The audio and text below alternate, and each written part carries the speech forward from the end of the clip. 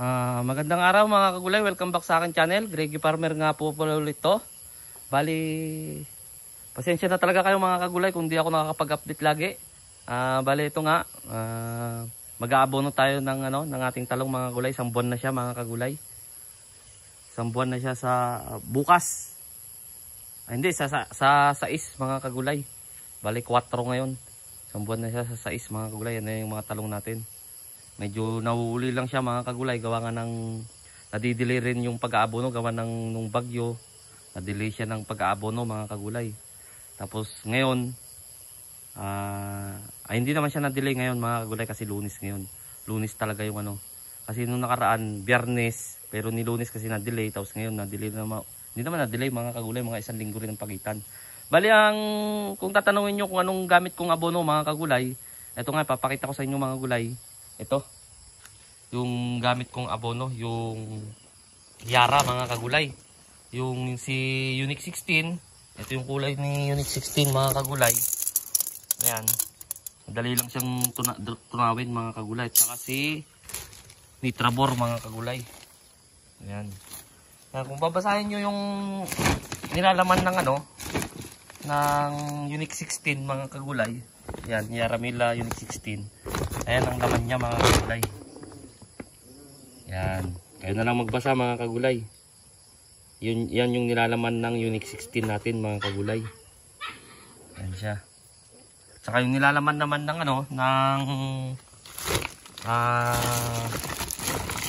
yan natin para makita nyo mga kagulay. Kayo na lang mismo magbasa mga kagulay.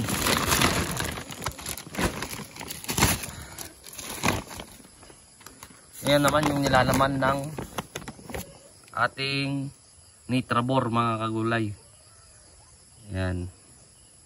Ayan siya. Bali ang ginagawa ko pa dito mga kagulay, tagda 2 kilo muna mga kagulay. Dapat to 3 kilo na, kaso lang medyo pa yung kasi talong. Maliliit pa siya. Hindi pa siya talaga Pero pagkaubos na ito mga kagulay, kasi pang 2 beses ko na itong inabunuan ng ganito mga kagulay. Pang 2. O tama, pangalawa mga kagulay ay magpapalit, tatanggalin na natin to si Unique 16 kasi may bulaklak na nga siya.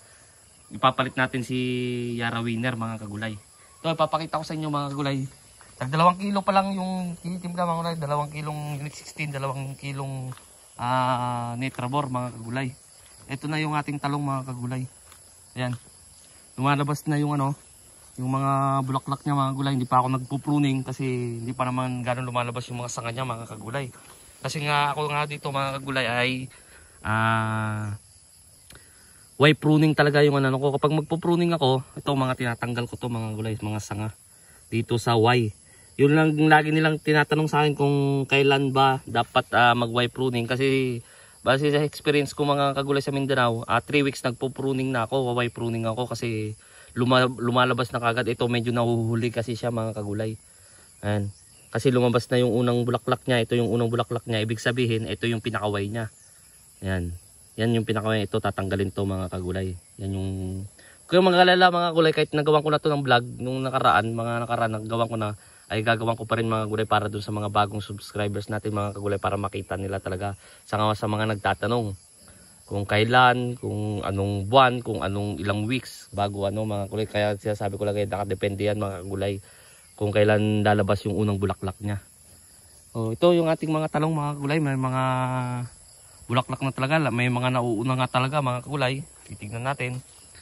Ayan. Dito tayo. Ayan yung mga unang bulaklak na niya mga kagulay. Ayan na. Ayan. Ayan ang ating talong mga kagulay. Ayun mga Although lumabas naman lahat na. Ayan lumabas na lahat yung mga unang bulaklak. Ayan. Yung mga iba na hindi pa ganong katangkaran ay tinatanggal ko mga kagulay. Tinatanggal ko yung unang bulaklak gawa nga para mag-focus muna sa sa taas mga kagulay. Gawa nga na hindi rin naman niya kakayanin. Okay na din naman na hindi tanggalin mga kagulay, kaso lang magiging baliko lang siya kapag halimbawa na medyo pandak pa yung natin mga kagulay, gawa nga ng tutukod lang din. Yun yung purpose doon para kaya ako tinatanggal yung mga kagulay para mag-focus muna siya sa taas, para yung nutrients na kukunin niya sa abono kaya sa mga foliar na ni-spray natin mag-focus muna dito sa taas. Yan, mag-focus muna dyan sa taas para tumangkad muna siya mga kagulay. Para kapag tumangkad na siya, pwede na natin siyang talian ng banana twine para hindi matumba. Kung mapapansin nyo, medyo tumba dito yung mga ibang ano kasi malakas ang hangin dito mga kagulay. Dito sa pinagtataniman ko.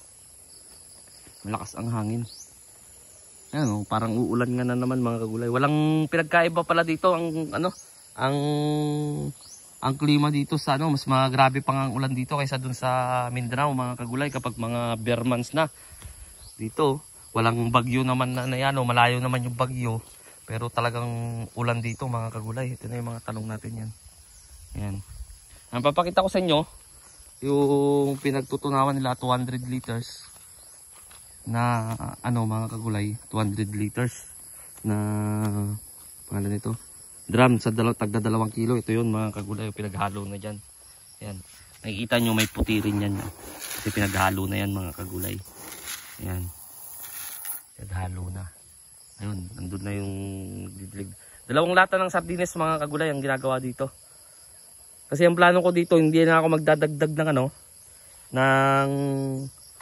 ng ratio sa abono kung 2 kilo lang mga kagulay. Tapos ang gagawin ko na lang, doon na lang ako sa dilig magdadagdag. Halimbawa ngayon, 2 lata ng sardinas. Kapag makikita ko na medyo mabibitin siya, tagda 2 kilo pa rin, pero 3 lata nang gagawin ko mga kagulay. Yan. Bakit kanyo mga kagulay? Para ito na, magpapaliwanag na naman tayo mga kagulay. Papaliwanag ko kasi yung mga iba na kinukontra ko. Kaya sabi na ganun, ba't ganun. Kasi ang paliwanag doon mga kagulay, magdadagdag ka nga ng kilo doon sa ratio mo sa kilo doon sa abono, tapos 2 lata rin. Wala rin mga kagulay, wala rin mangyari. Hanggang dito lang yung niya. Kung sa tubig ka magdadagdag, kung baga doon sa dilig, 3 lata ng ng may halong abono. Siyempre 3 lata, mapupunta yan lahat doon mga kagulay. Ibig sabihin yung ugat niya, masasakop niya mga gulay. Yun yung tamang doon. Tamang pagpapaliwanag doon mga kagulay. Kasi kahit nasabi mo 5 kilo, kung 2 lata lang din naman ang yano, dito lang yan mga kagulay. Dito lang yan. Hindi kagaya nung 3 lata, kaya 4 na lata na talagang mapupuno niya to. Halimbawa, sa 4 na lata mapupuno niyan. Siyempre, pupunta yun doon talaga sa pinaka malayo-layo unti niya na distansya. Kagaya nga nung sinasabi natin na kung saan yung dahon niya, halimbawa itong dahon niya, ibig sabihin nandito na yung ugat niyan. Kasi tinatanong nila sa akin lagi, nasabi na, boss, diyan kayo lang didilig ang ugat niyan, ganun. Hindi nila alam na padagdag ako ng padagdag ng idinidilig. Padagdag ako ng padagdag, siyempre kapag mapuno ka agad yan, pupunta ka agad yung tubig doon na may abono, di masasakop na niya yung ugat niya na nasa malayo mga kagulay. Yun yung diskarte ko ha. Hindi ko sinasabing gayahin nyo, pero kung gagayahin nyo, okay lang din mga kagulay. Kung hindi nyo gagayahin, okay lang din yun. Kagaya nga yung sinasabi namin sa mga nagbablog sa gulay na magiging basihan lang ninyo mga kagulay. Hindi namin sinasabi na perfect yung ginagawa namin na yun ang gayahin nyo, wag nyo gayahin yung iba. Hindi yung ibig sabihin ng pagbablog namin mga gulay. Yung pagbablog namin magiging basihan lang ninyo. So ayun mga kagulay. Ayun nga yung isa na kasama natin, si Itso. Tapos yung isang kasama natin na galing dun sa Mindanao, yung kasama ko. Yung talaga natin kasama natin nandito rin. Ayun. Bali 2 sila ngayon nagsasaing muna ako para kapag kakain na lang, pero tutulong din ako diyan mga kagulay. Yan ang update sa ating Calix 2 F1 mga kagulay. Yan siya. So mahaba na tong video natin mga kagulay. Kung update ko lang kayo dito sa pagpapakain o kaya pag-aabono sa ating talong. Sa bago pa lang sa munting channel ko, huwag niyo kalimutang mag-subscribe. Click niyo na rin po yung notification bell para updated kayo lagi sa gagawin kong video tungkol dito sa iba-ibang diskarte ko dito sa paggugulay, kung gusto man ninyong gayahin o hindi. Maraming salamat po sa legit na sumusuporta sa akin. God bless po sa ating lahat.